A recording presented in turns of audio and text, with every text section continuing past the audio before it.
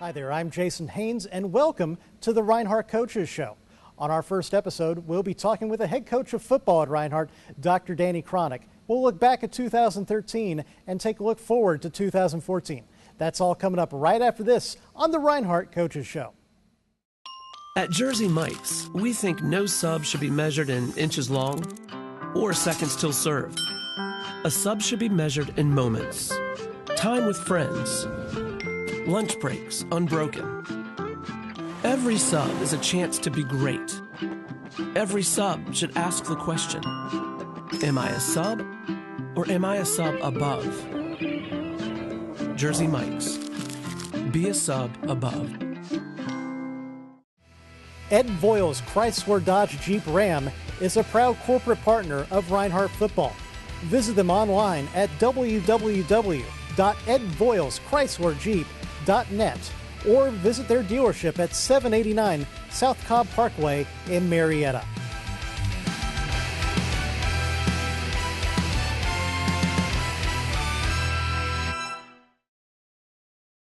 Welcome back to the Reinhardt Coaches Show.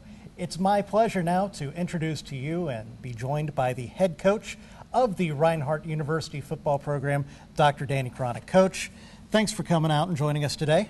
Good to be with you, Jason. You know, this was a first-year program last year. It's been in existence now for a couple of years. But you were the first head coach of this program. You had a rather storied career as a head coach in the high school ranks. What drew you to come to Reinhardt to be the first head coach of this program? Well, in 1971, I lived in Waleska with Mr. Jack Smith, who was the mayor of Waleska, and Reinhardt was a junior college at that time. And I think we just had the roots were deep here, and that this has been a dream come true. This is always what I've been wanting to do. How much of a pull was it to be able to come to a first-year college program instead of just taking over perhaps an established program? Well, it's my first time to start a program, but there is a lot to do, and we had to draw on a lot of years of experience to kind of figure out some of the things we're doing, as much as equipment. I think the main thing we thought about when coming was our knowledge of the football coaches of the state of Georgia. And I think if we have an advantage anywhere is the fact that we've got Georgia boys playing on this team, and Georgia high school football is kind of flourishing us as we're going along. I think that was the major draw. You know, that first year that you were on campus with players, your team didn't actually play any games. It was a lot of scrimmages, especially during the spring. What did you learn about the team, about your coaching staff, and about your players during that first year without actually getting to play any games? Well, I am delighted that we did not play any games that first year. You know, if when somebody made the mention that football is basically quality instruction and quality enforcement. And I think that let us slow down and deal with things that way. Now, part of it was recruiting 147 players to come on campus for us. And that number diminished very quickly once things kind of got started, not because we wanted it to diminish, just because of the nature and the fact that we were competing. And when kids see they may be running 7th or 8th team, the competition, they tend to not want to stay with that. So I was pleased with what happened that first year. We didn't really get in the facility where we're actually shooting this as our weight room, and that didn't happen until mid-October. So we only practiced about 5 weeks that first year. But we did a lot of conditioning. We had to learn a lot of different things just about being away from home and getting in college life. And then acquiring the staff. All that gave us some time that we really needed to be able to accomplish what we did last year. You know, you mentioned this weight room where we're taping, and you occasionally see we have some little bit of added incentive of having some student athletes walking back behind us. But once you got into this building, I know that really helped you guys, not just from the weightlifting aspect, but having a locker room here, having a place to be able to house all your coaches, have basically a home for your program. Well, the field house is very much what we needed. Football is not a sport that you can go play yourself into. You have to do something else to get to where you can play football, and it begins in the weight room and working on fitness. And of course, to be able to get them to do that, you need a dressing room, a locker room, a trainer, an equipment room. You need coach's office, and what kind of gets away from folks a little bit is how important the video is. We're running a hurry-up offense, and I got to thinking the other day, the reason everybody's going that hurry-up is because you can't coach hurry-up during practice. You got to do it on the video after practice sometime. And all that has to do with technology and how all that's kind of coming to be at this time. You know, once you finally got through that first practice season, we'll call it, then you come up, you get students coming back in August of 2013 is when they finally arrive on campus. First preseason poll comes out, and in the Mid-South Conference where you guys play in the Western Division, you guys are picked to finish last. Talk about expectations at that point as you're building a new program. I'm sure that in a lot of ways it was pretty fair, honestly, to pick you guys last because you hadn't proven anything at that point. Well, I guess that I've learned my lessons. Coach Dooley was one of my coaches way back there, and I've learned how to pull mouth a little bit. But I think you need to. I think probably sometimes setting expectations too high really create a problem when you can't reach them. And that may be us this year because we had a good year last year. But I do think we slipped up on a few people, and the fact that we were playing freshmen and redshirt freshmen against juniors and seniors was some of that. But we had an advantage. We got these Georgia high school kids that are coming to us. So I think that's an advantage. You had your first game ever in program history. Your first game as a collegiate head coach down at Mercer last season on a Saturday night down in Macon. It was a tremendous atmosphere, 12,000 people in the stadium down there. First game for either program was that game, and really your team played its heart out. It was a magical night except probably for the final score. You guys ended up falling 40-37, but you proved that you weren't going to be pushed around. Well, that was an exciting night, and it was the hottest night I've ever had. Boy, it was at 6 o'clock, and the sun coming across there beating on us. I got a sunburn at 6 o'clock at night coming off that surf. It was very hot, but it was very exciting. I noticed that beautiful facility is named after Judge Homer Drake, who actually was a Sunday school teacher of mine. And that facility is beautiful. They have a great situation going there in Macon. It is a big deal for us to go down there and play Mercer.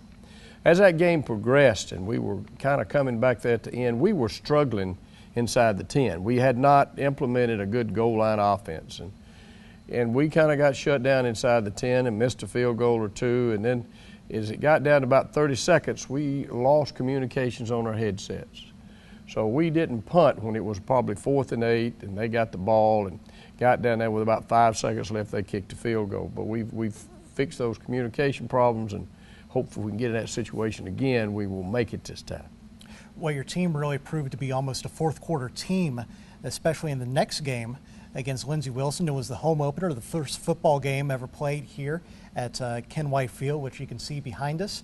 It was a game that your team got behind early, but came back and really made a game. You ended up falling against a very tough Lindsey Wilson team, but again, another example that you weren't going to be pushed around. And really at the end of that game, when you looked at Lindsey Wilson, they were really happy that game ended when it did. Well, if we had been able to stop them just one time at the end, and we might have gotten, but what we found out was this hurry-up has a significant advantage in the fourth quarter.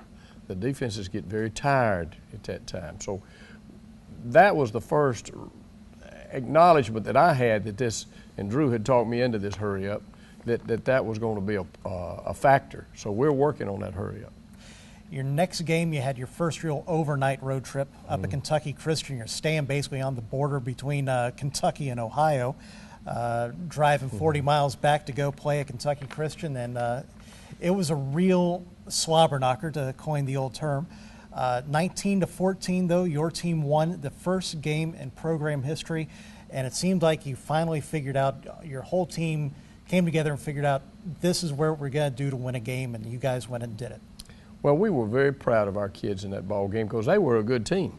Kentucky Christian was good. They had about 3 defensive backs that were excellent, and it was a slugfest up there. And we were delighted to win that game. And we also kind of found about being on road that far. I was 8 hours on the bus.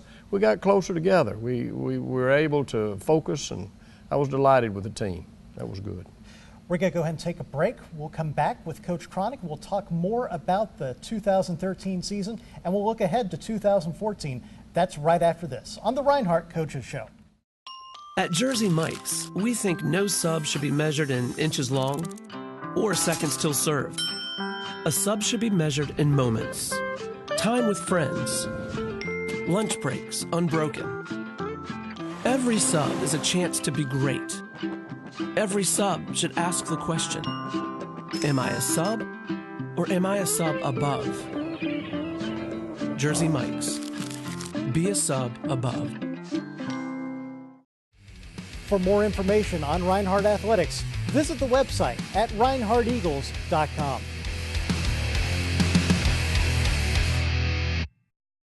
Welcome back to the Reinhardt Coaches Show as we visit more with Dr. Danny Cronic, the head coach of the Reinhardt Football Eagles. Now, Coach Cronic, last year your team was 1-2 going into a game down at Faulkner, and all of a sudden, Faulkner's really become your biggest rival in a lot of ways. That was a game you were down 24-14 in a driving rainstorm down in Montgomery, and your team comes back, scores 14 points in the fourth quarter, wins that game 28-24, and really got off to a good first step in the Mid-South Conference West Division. Yes, it was. It was very exciting. I have to admit this. I did not expect to win that ball game.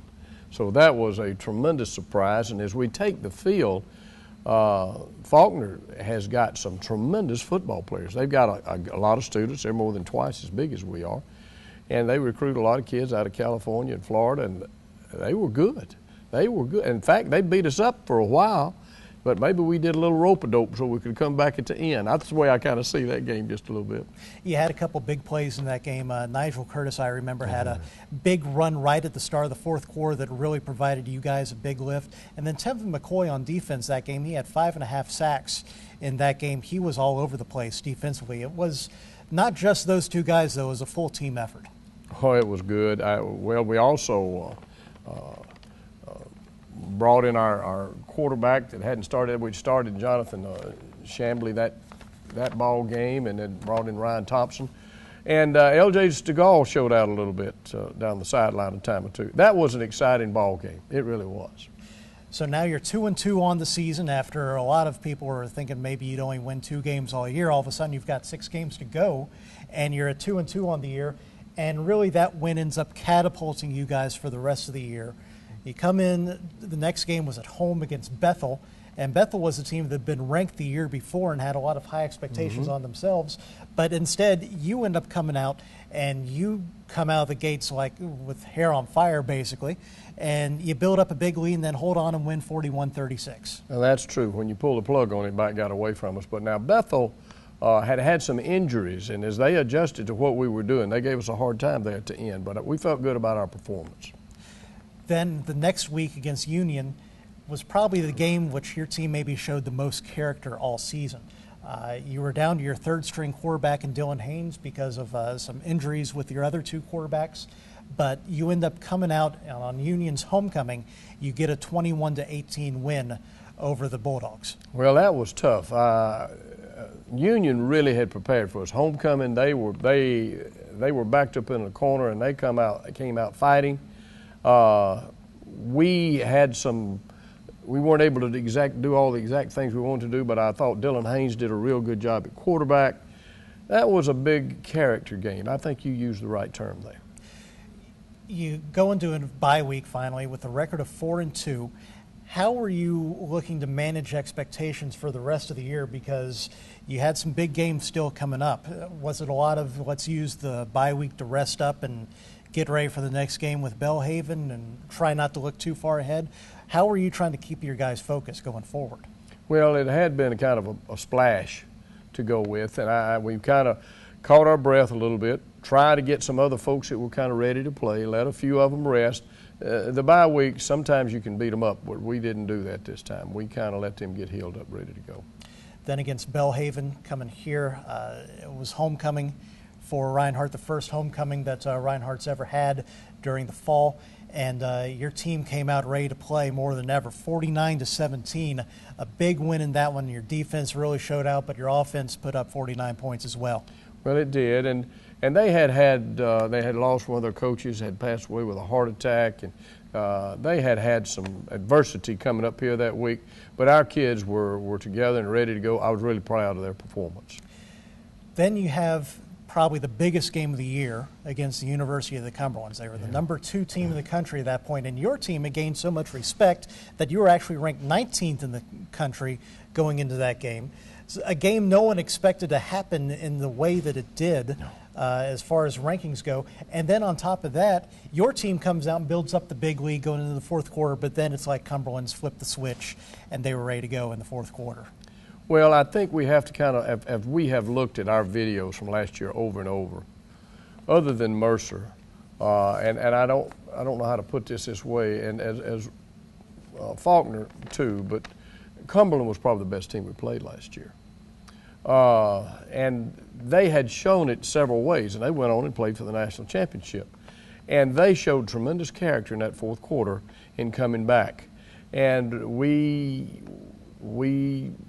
didn't match up quite at that time. So hopefully we learned something for the future to do it. But I was proud of our performance. We played exceptional for 3 quarters, but the fourth quarter, they kind of began to dominate and did a great job.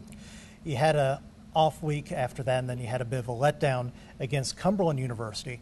But in the season finale, it was a conference division game against Campbellsville. You knew if you won that game that you would end up winning the Mid-South Conference West Division. And you go up to Campbellsville and you win it 66-48. Your offense just explodes, and I guess maybe it was a good thing the offense had the explosion it did, because the defense was a little bit on the ropes, but the offense really came to play. Well, I am excited about that part. We had almost 800 yards offense, and if folks watched Auburn play in the SEC championship and how dominant they were, they had 600. We had 800 yards that game. So that was, and in all honesty, Campbellsville was a good football team. But let me back up to that previous week when we lost against Cumberland, Tennessee. We had 6 turnovers in that. We ran the ball 10 plays in the first half, and we're down. I think it was 21-14. We scored 21 points in about 10 plays.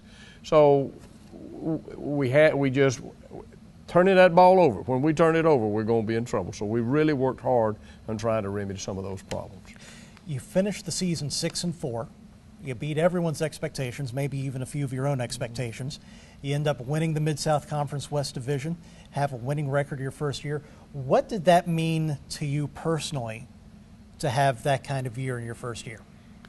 You know, in putting it all together, as we do put it all together, the staff, it is a staff. The main thing is, I told Dr. Isherwood when we agreed to come here, if we get good coaches, we'll find some good players. And the good players then will produce. It's really about the players. But I think having a good coaching staff was the fundamental basis of what we came in. Not Danny Cronic, but being able to find some good coaches, and they did an outstanding job last year. And it was very gratifying to have that. One of the most gratifying experiences I've ever had. Very special. So that's a look back at 2013. Coming up in our next segment, we'll take a look at 2014 and what's ahead for the Eagles. That's right after this. You're watching the Reinhardt Coaches Show. At Jersey Mike's, we think no sub should be measured in inches long or seconds till served. A sub should be measured in moments. Time with friends. Lunch breaks unbroken. Every sub is a chance to be great. Every sub should ask the question, am I a sub or am I a sub above? Jersey Mike's. Be a sub above. Jersey Mike Subs is proud to be a corporate sponsor of Reinhardt Athletics. Visit their location at 149 Reinhardt College Parkway in Canton, Georgia. Welcome back to the Reinhardt Coaches Show, joined by the head coach of the football program here at Reinhardt, Dr. Danny Cronic. And Coach, after the excitement of 2013, 2014, you've got a lot of expectations on you. You had no expectations in 2013 from your peers. Now in 2014, you and Faulkner have both been picked to win the Mid-South Conference West Division. That's the good news and the bad news. Sometimes those expectations can weight you down a little bit. And in all honesty, I think we slipped up on some folks last year, played with a lot of youthful enthusiasm. kind of caught them off guard a little bit, and won some games at the end that could have gone either way. We could have lost 3 more games very easily. Could have won 2 more games pretty easily. But it was close. It was that way all year long. It was a very exciting and special season. To duplicate that may take a better effort. You know, your team runs a wing tee, which is what you ran back in high school days.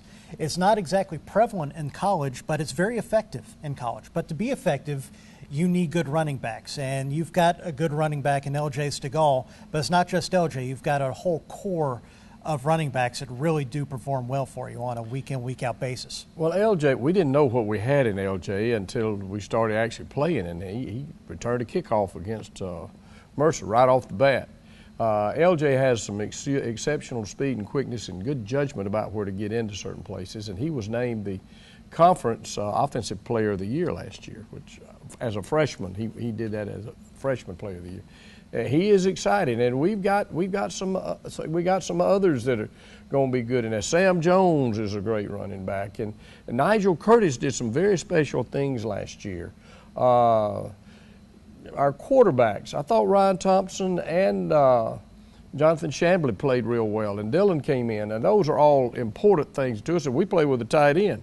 We had an all-conference tight end, but we may have had the only tight end in the conference, and C.J. Johnson. But we got some more coming in there. Nate Holton has been playing real well, and he's a transfer from Georgia Military. So we'll mention some of those guys as we go along right now. One guy last year that was really amazing to me was Clark. He came in and did a great job at the wingback and got better as he went along. Nathan Lingo, we've been excited about him for 2 years. He may actually get in a game this year.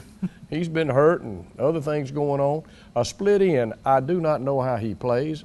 Aaron Kennedy is not a big, bulky guy, but he is a great receiver. Tyler Bradley he's had a good fall this time, and we got some others coming in, freshmen. I'm going to hold the names to see if they show up on game night. They have done well.